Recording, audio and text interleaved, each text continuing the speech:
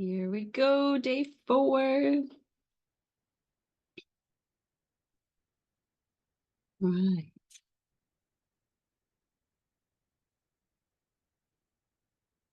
Hey, everybody. Come on in. Come on in. Hi, Kathy. Glad you could make it today. Hi, Simona. How you doing? It's been lovely seeing your posts coming up in the Facebook group and sharing. I hope you got some responses from people.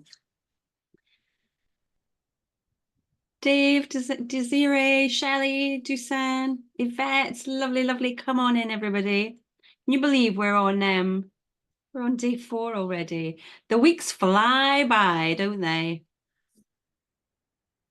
And do you remember being a kid and this like the summer holidays would just seem to last forever, and now before you know it, a whole 12 months have passed by. Right. People are coming in, coming in. Cool. I'll keep an eye on that. Um, Lovely. We have another Emma in the house. That's always nice. Devin, good to see you. Morgan, Yazad. Yay, Nancy, you made it in. Brilliant. Right, let's some more people in. So, day 4, let us have a look at what we're talking about today. So, let me pull up the screen and then hit share.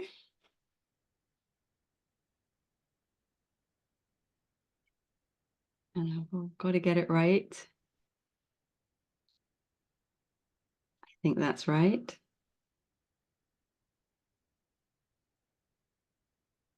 Is that right? Okay, day 4. Can someone give me a nod? Can you see day 4? Thank you, Devin. Brilliant. Lovely. Okay, so day 4. Today we're talking about editing your manuscript. So I wonder if I should have done that before getting feedback, but either way, the feedback we can include into the editing of the manuscript. I've just put this up here because I just want I just want to remind you, I am just like but it's just through keeping going and not giving up that, I feel very proud of what I've managed to put together. And it's the same, exactly the same for you. So I just want you to know we're all in it together. Right, editing strategies. So I wanted to start off with the editing pyramid today. So this is what I share with my coaching clients when the time comes, when they've finished that first draft and they're now ready to start that revision process. And so we start at the bottom of this pyramid. This is the big chunky bits, and this is the foundational bit. So at the bottom, you'll see it says the story says something about how your character sees life. So you want to be sure that you've sort of stated up front, what is it your character wants? Do you remember we talked about that when we were looking at structuring? What does your character want? And they want to, at some stage in the early pages, be stating that out loud, either blatantly, I want to get married, or perhaps more subtly, I want a change in my life. I want to have a 90-degree turn. I want something to change. So we want to make sure that the story says something about what your character wants, and making sure that by the end of that book, end of that draft, your character has got it. They've got what they want. They've either gotten engaged, or they've met the man of their dreams and they are going to get married and have their happily ever after, or your character has made a 90-degree turn in their life. They've changed something for the better and now they're much happier.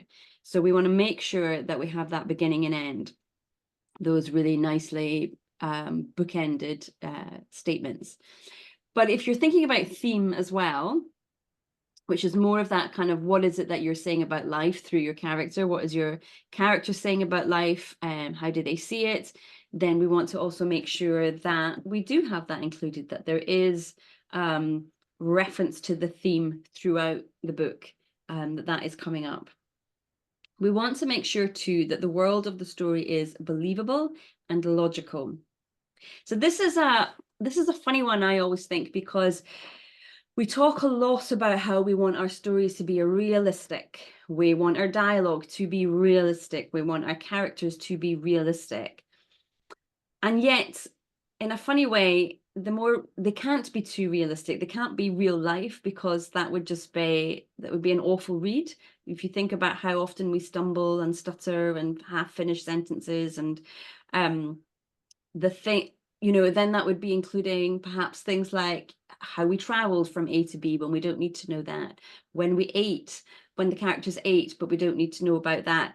It's a weird one. We don't want our stories to be lifelike, but we do want the story to be believable and logical. So it's sort of a representation of real life. It's plausible. So particularly, if we're writing, first thing that comes to my head is, a thriller story, and how your protagonist may get in or out of trouble. These are things that don't happen in real life, and we hope that they don't happen in real life to anybody. But if it's plausible, if we can understand the cause and effect that's going on in the story, then it will be believable. We will, just by the nature of the fact that we're reading a piece of fiction, we will suspend our disbelief. We will go along with it. So it doesn't have to be absolutely real life, because that would actually be quite boring. It needs to be heightened. It needs to be that kind of living on the edge. It needs to just be believable enough. I think it was, well, he's certainly credited for saying it. Alfred Hitchcock was saying, drama is real life, but with the boring bits cut out. So we don't need to know what time they got up, or what they had for breakfast, or what time they went to bed, or what they're reading at night, unless it's relevant to the story. We don't need to see that they say, "Hi, Bob," "Hi, Jim, how you doing?" as they meet each other on the streets. And we take that for granted. We want our characters to get straight to the crux of the conversation, because that's the bit that's interesting. That's the bit that we want to see on the page. So believable and logical, but not real life, in that kind of funny way.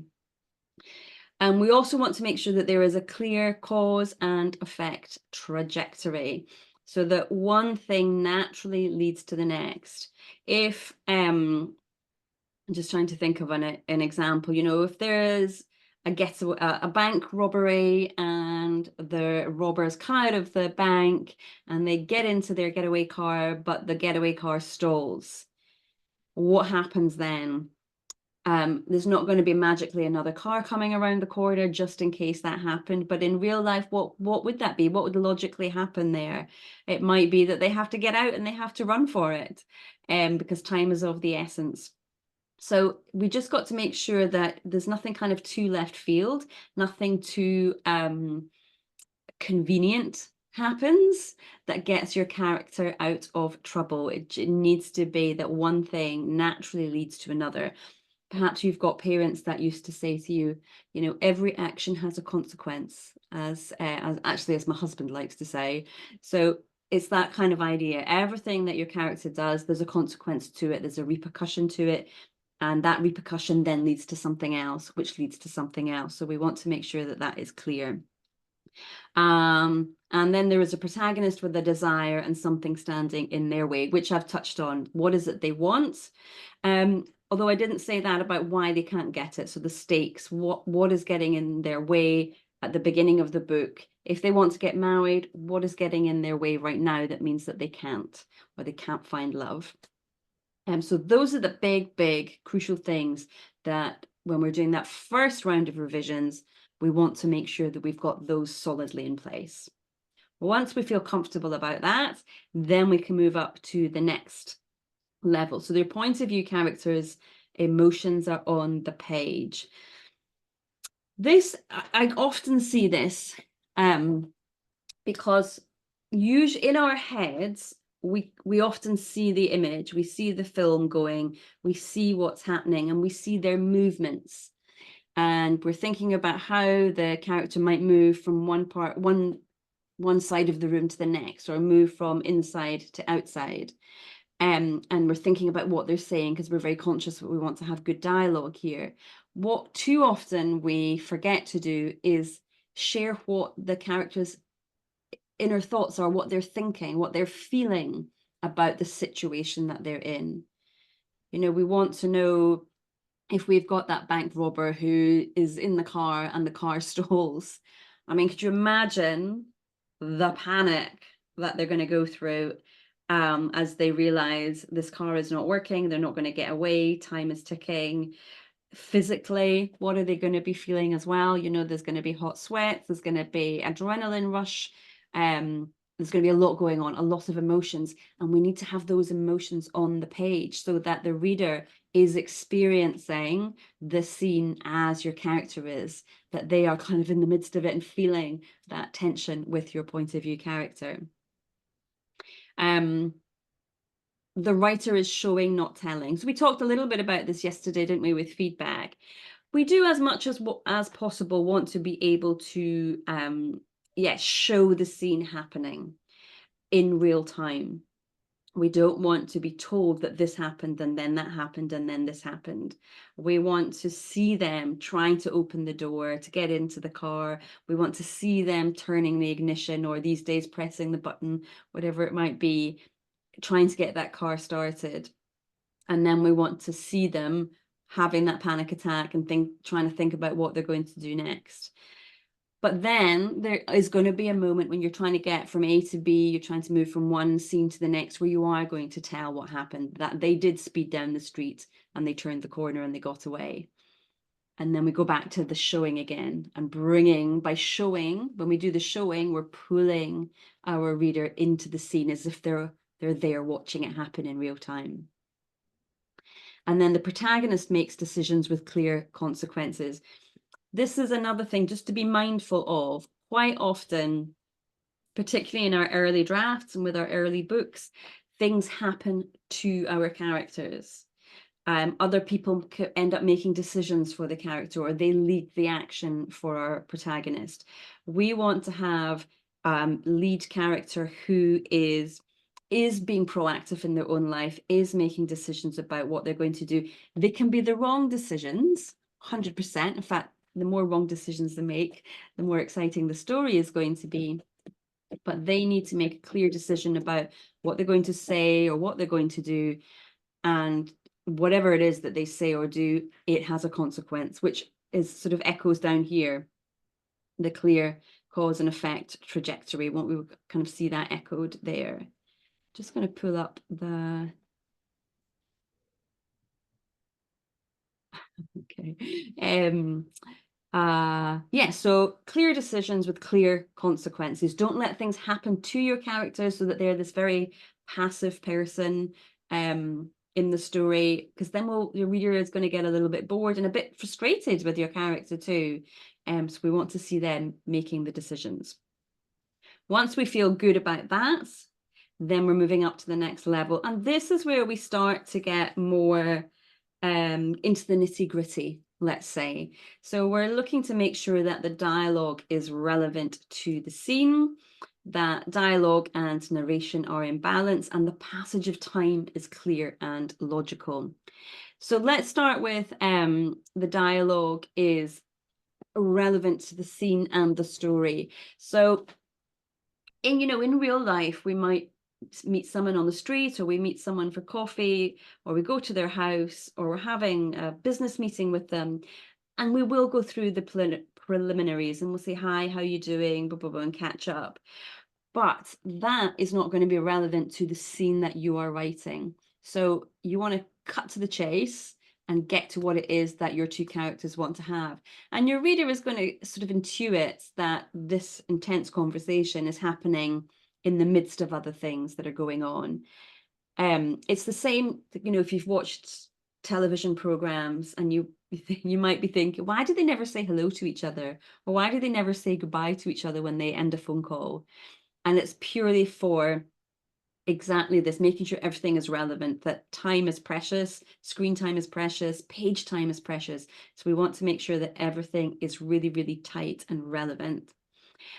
And within that, I would say look out for your character if they and ah, they thought to themselves, or dot dot dot.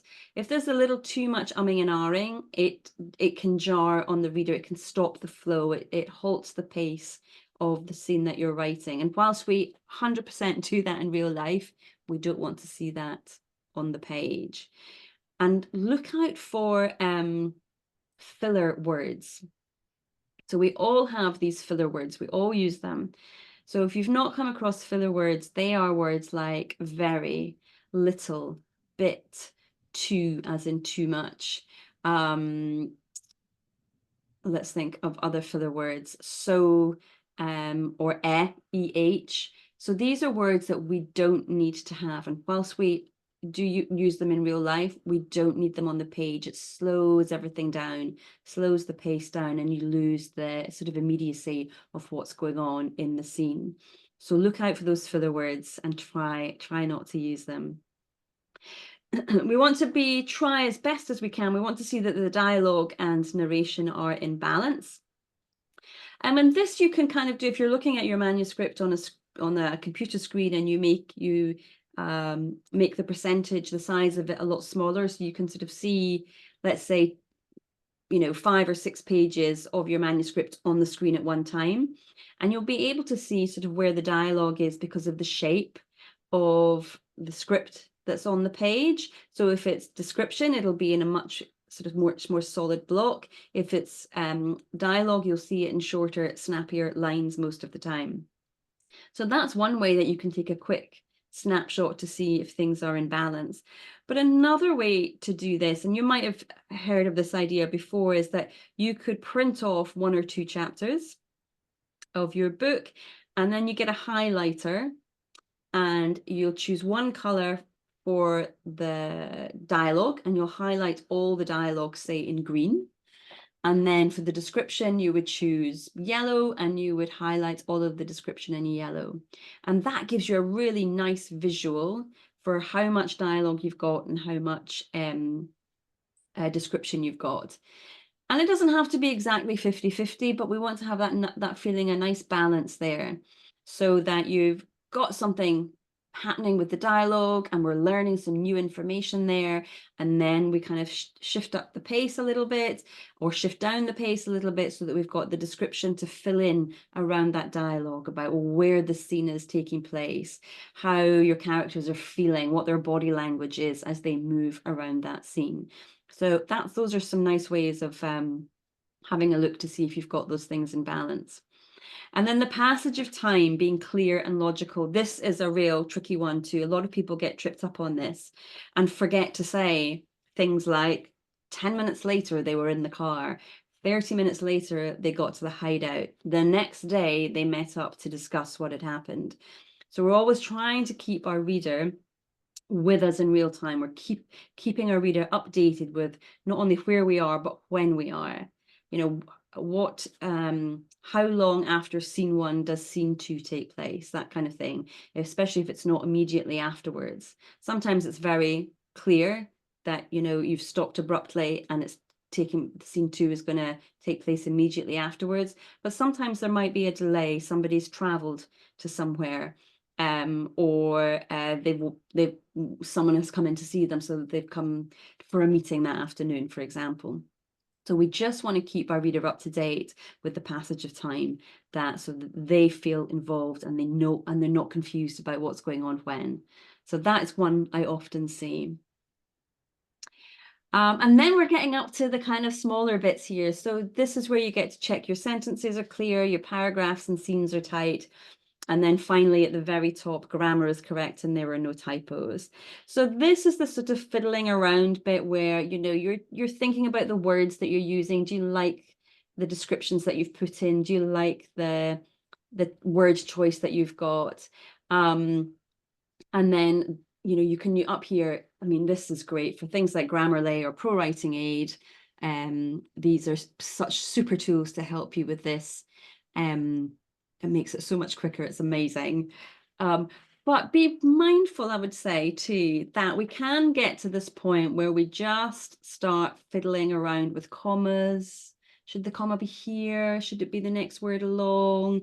And once you kind of get to that stage of things, it's like, okay, you've done all that you can do on your own.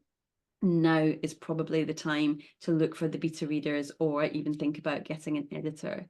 So this is the pyramid. I think that this is a really, really useful tool to have.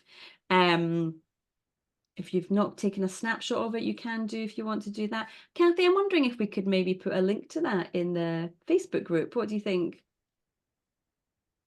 Yeah. I think that'd be quite useful for people. Cool. Lovely. All right. To the editing pyramid. Yay. So I'm just going to pause for a moment and ask, does anybody have any questions about this? Does everything clear? They've kind of understood what everything refers to, and they can see how they can use it in their own revisions. Because there's quite a lot of information in there.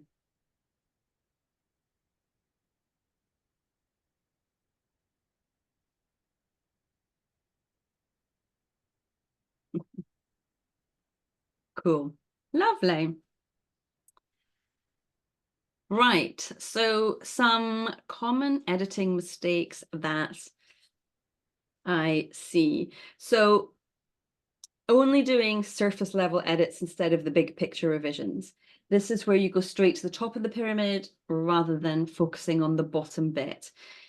And I know why people do it. It's because it feels easier. It feels just more tangible and less brain power involved. But I just want to emphasize that if you can get those foundations right, like particularly those first three rungs of the pyramid, everything else is kind of going to fall into place. And as you go through those bigger changes, you will pick up little errors, little typos. You'll do a little bit of editing as you go along. You can't help it, but those big things really, really are the most important, because you can use things like Grammarly, you can use things like Pro Writing Aids to help you with those smaller things.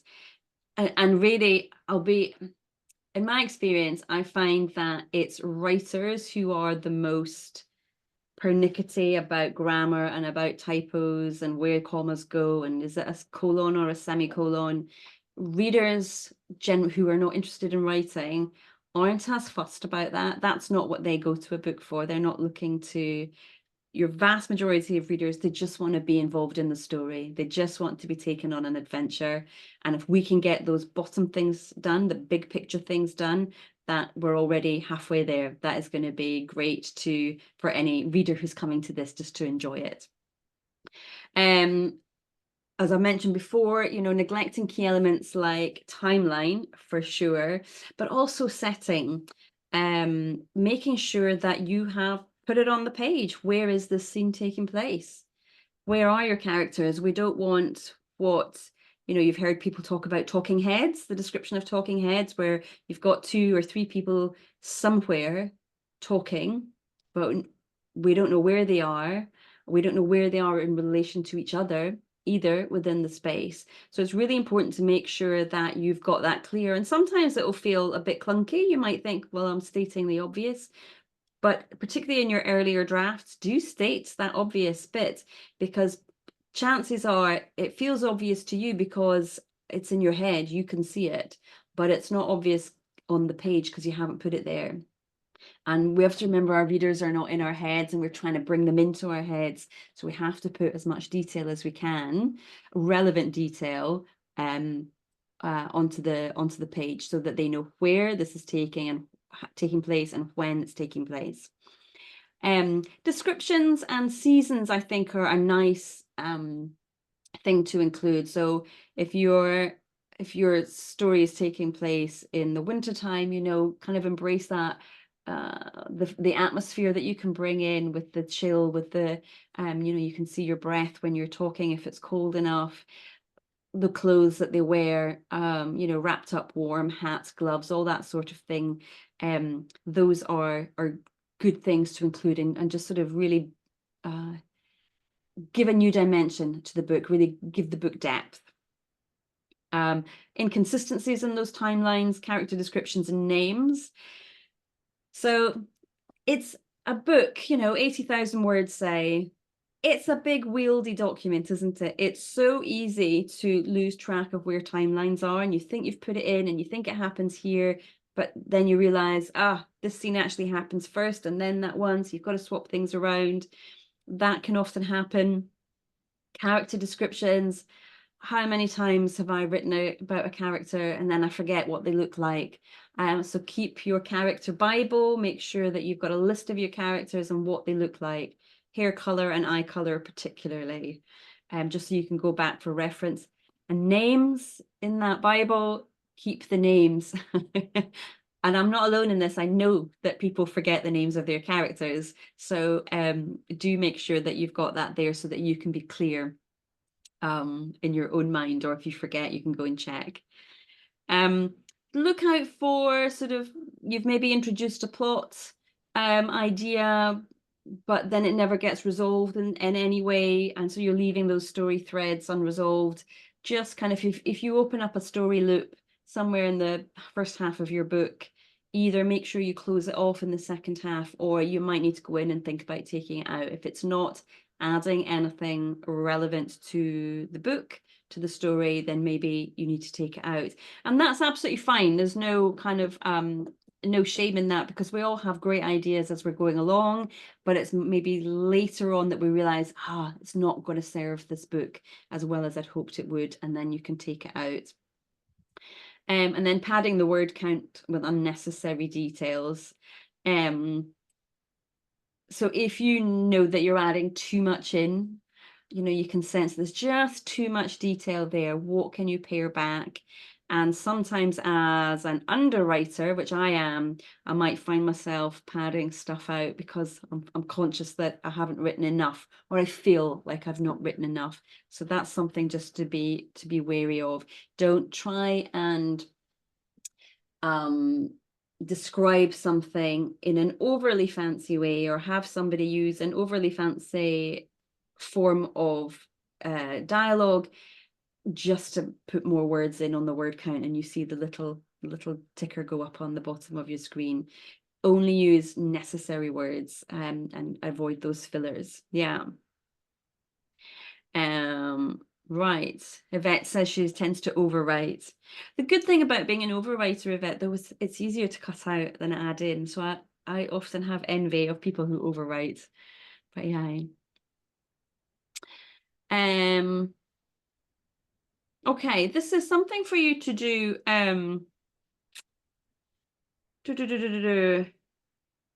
Not now. I think this is something to do when you're at that phase and you're ready to do a revision. And you can also do it, just take one scene, if you want to practice doing this. But a really good way of just seeing if it's flowing well is to read it out loud.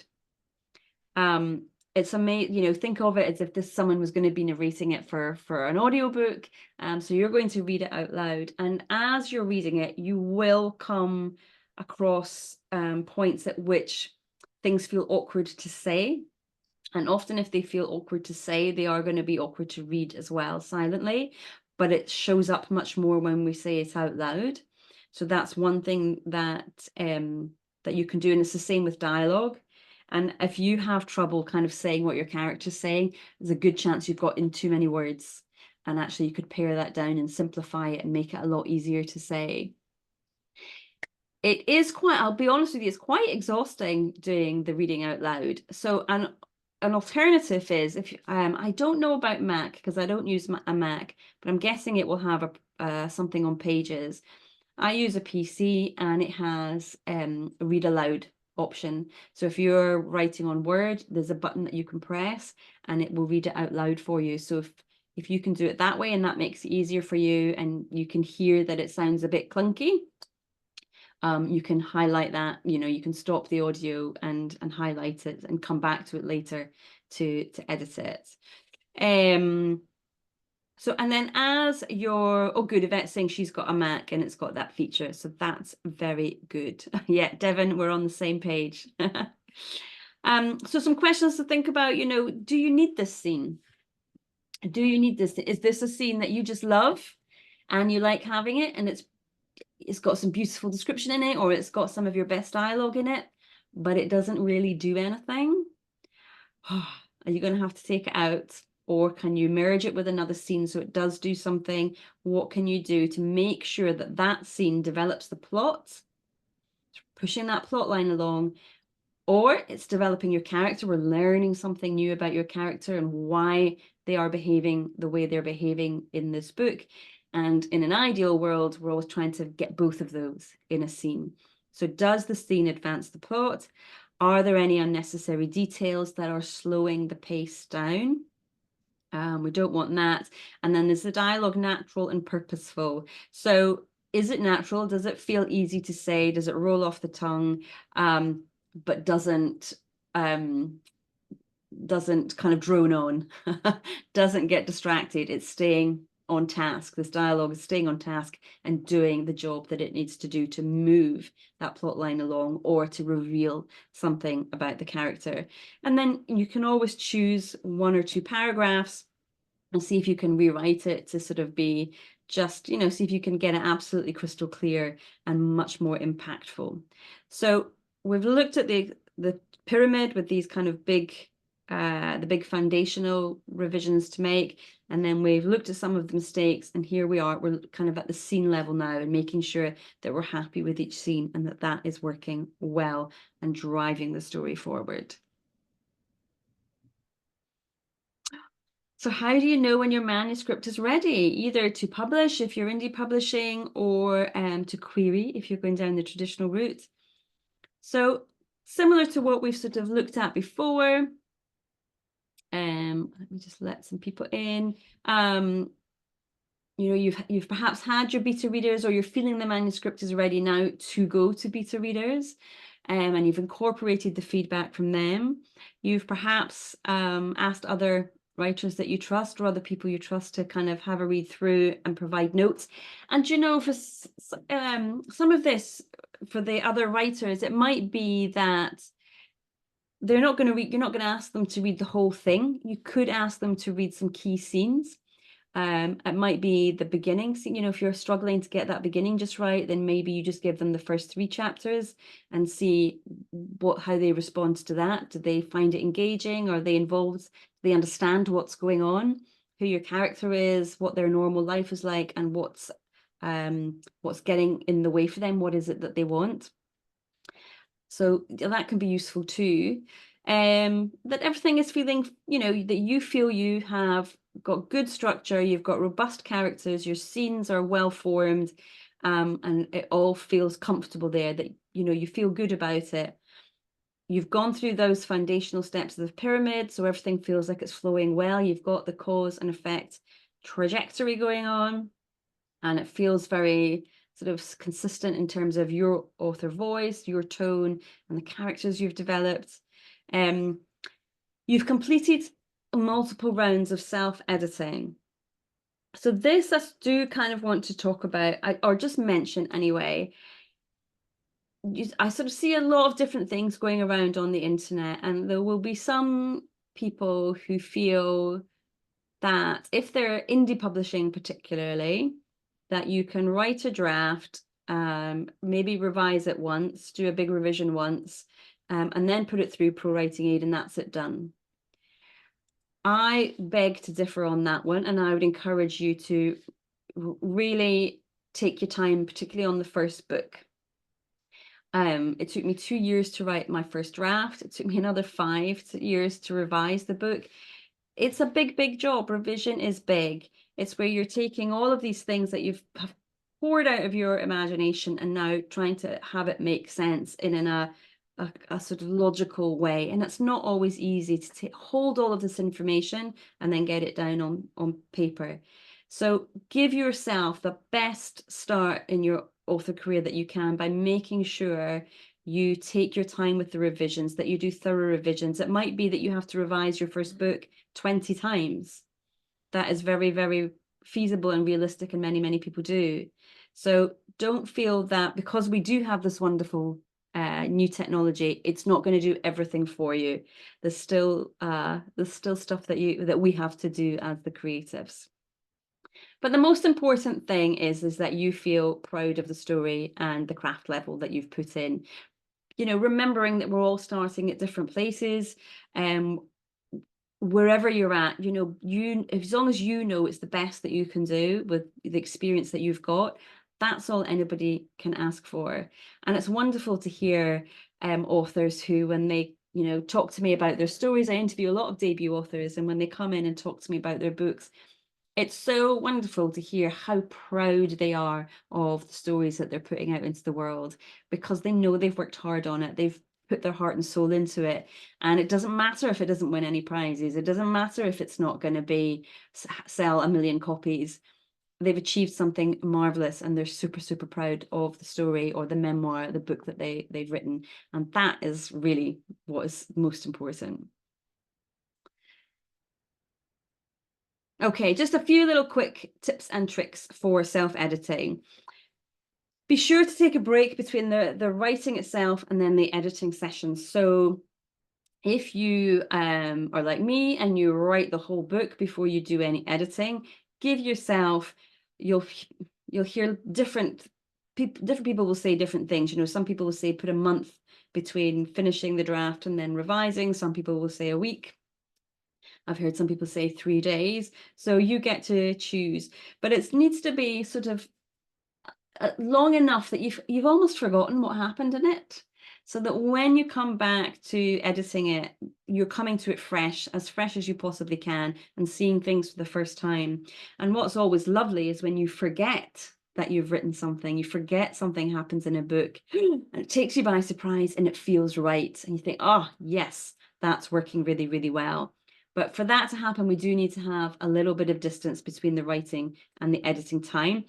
If you're somebody who tends to write a chapter or two and then immediately edit it, which is not what I recommend, but I know that some people do like that. The most sort of common thing I've heard people do is they'll write, what will they do? They'll edit. The first thing they'll do is they'll edit what they wrote the day before. So they'll do that editing, say, in the morning, and then in the afternoon, they'll write the fresh pages. They'll write the new pages. And then the next day, they'll revise those fresh pages that they've just written, and then move on to write the next section. I hope that makes sense. But they're just making sure they give themselves enough of a little break, an overnight break, so they come to it with a little bit of distance between the two. Yeah, make comments and notes directly in the manuscript. I 100% recommend this. I know a lot of us have notebooks that we keep by the side, and you know, I'm not going to say never do that, but I do think if you put it in the manuscript itself, it's going to stay there. You're not going to lose the note. It's going to be relevant to the section that you are making the note about. And if when you come back to the revision and it doesn't seem applicable anymore, that's fine. You just get to delete it and out it comes. Mark areas needing improvement or fact checking. I use square brackets to do that. It was the lovely Rhonda Douglas who gave me that tip. Use square brackets on anything you're unsure about or you want to check to come back to. I also highlight. Sometimes I'll use a highlighter, the digital highlighter, so that I know I've got to come back to that. And then just a little note there on focusing on continuity, cause and effect, pacing, descriptions, and dialogue. So all good things. So let's take 10 minutes now to think about your own editing experiences, because I know that a lot of people really, really find this hard. And I think we heard from somebody this week, in fact, who loved doing the first drafting and whizzed through that. That was great. But then when they got to the editing process, the revision process, that's where a lot of the the emotions and the self-doubt came in. So it is an emotive thing, and you can get to a point with revision where you just are pulling your hair out and thinking, I cannot figure this out. This is just a nightmare. There's too much. So take this 10 minutes. I've got 40 past the hour, so we'll go to 50 past the hour, just to kind of have a think about it and the emotions that come up. And particularly, how do you stay motivated during the editing process? Because it's a tough one. It is a tough phase. It's worth it, obviously, but it is a big challenge. So have a think about that. And if there's any specific examples as well that you remember you really struggled with, or perhaps are going through right now. And so by journaling on that, reflecting on that, you might even find the answer that you need to the problem that you're having right now. So let's give it to 50, and then I'll have a look at comments and see what's coming in.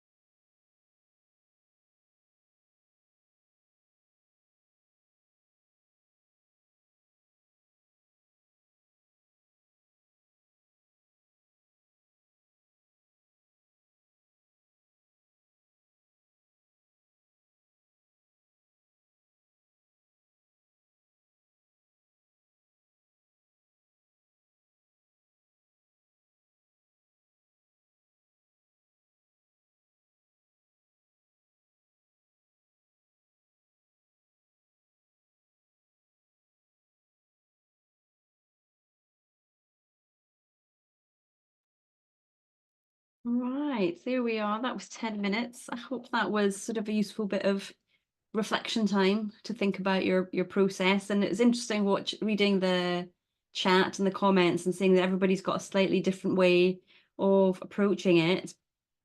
Helena, you were saying that solving plot holes, and you struggle with that the most. I don't know if anybody does this, but a really, really good idea just to see what you've got, where is for each chapter or scene that you've got just a one-liner or a two-liner about what happens in it.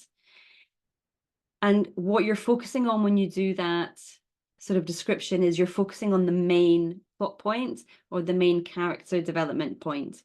So whilst there will be lots of things going on in a scene, what you're really looking to highlight so that you know where it is the key thing that's happening in that scene, for your point of view, for your point of view characters. You're keeping it very, very brief so that you are clear on what is the top line thing, what's the most important thing that needs to happen in that scene or chapter. And that can be quite useful just to highlight where there might be a plot hole.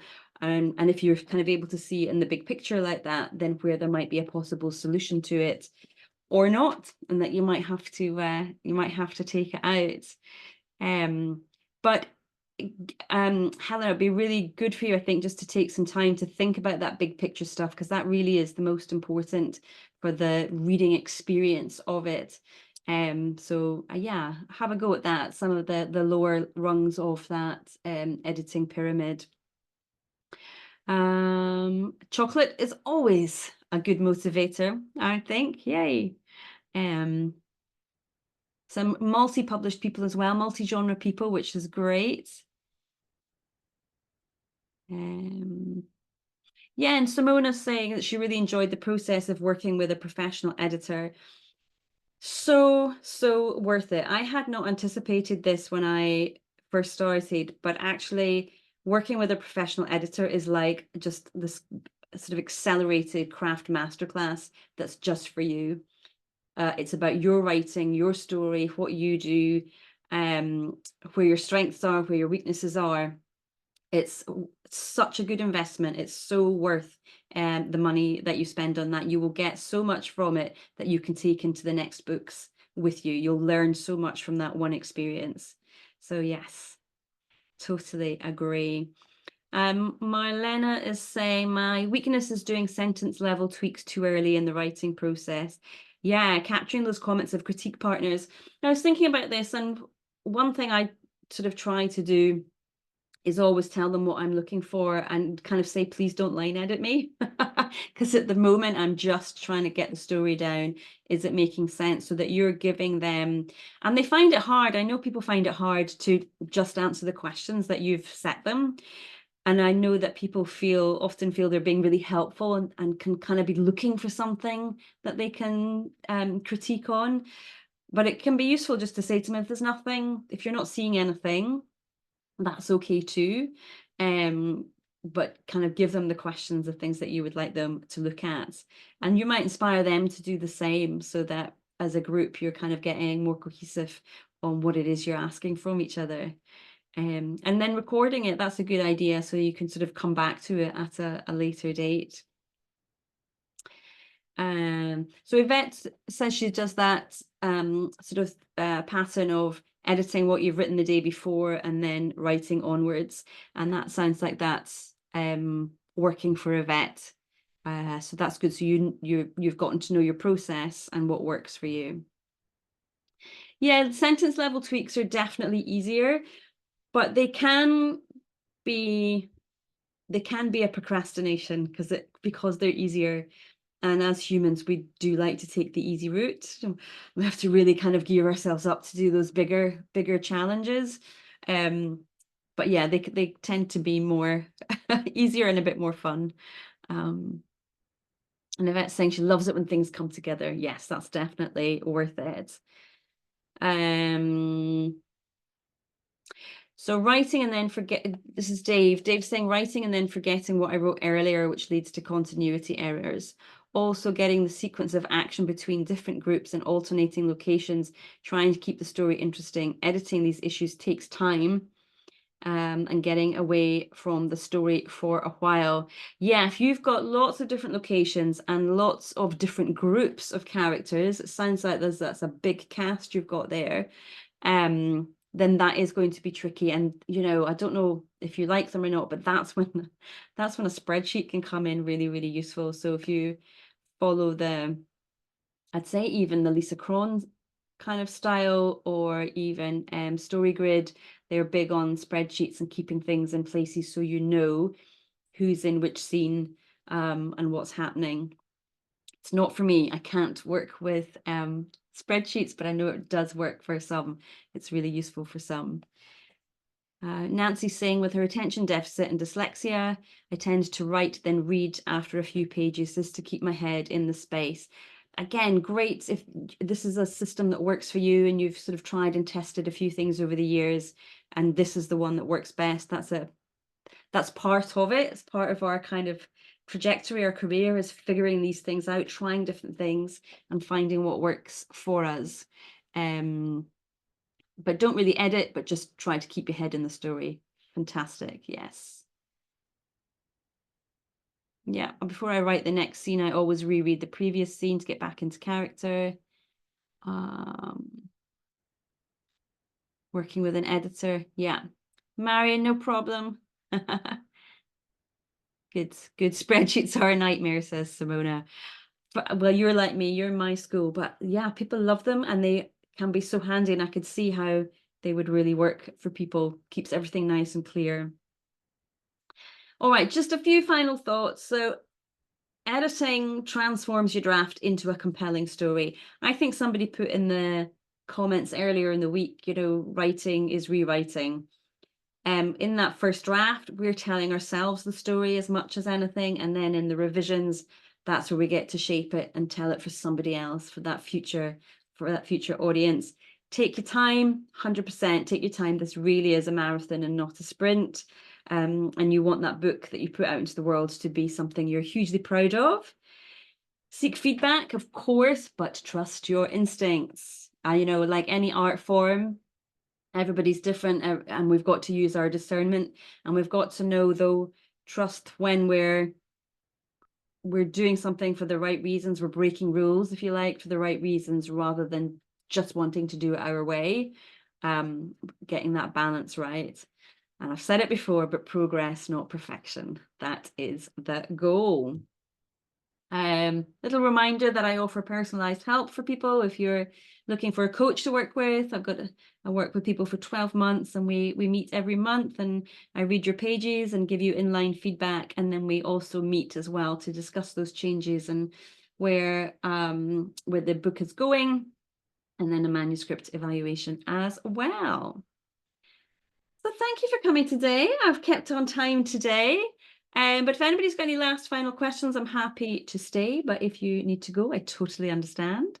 And then tomorrow we're going to be talking about the path to publication, and that's going to be fun. That's what keeps me motivated as well, is the idea of getting my book out into the world. Yeah, and seeing it in that bookshop. Yay.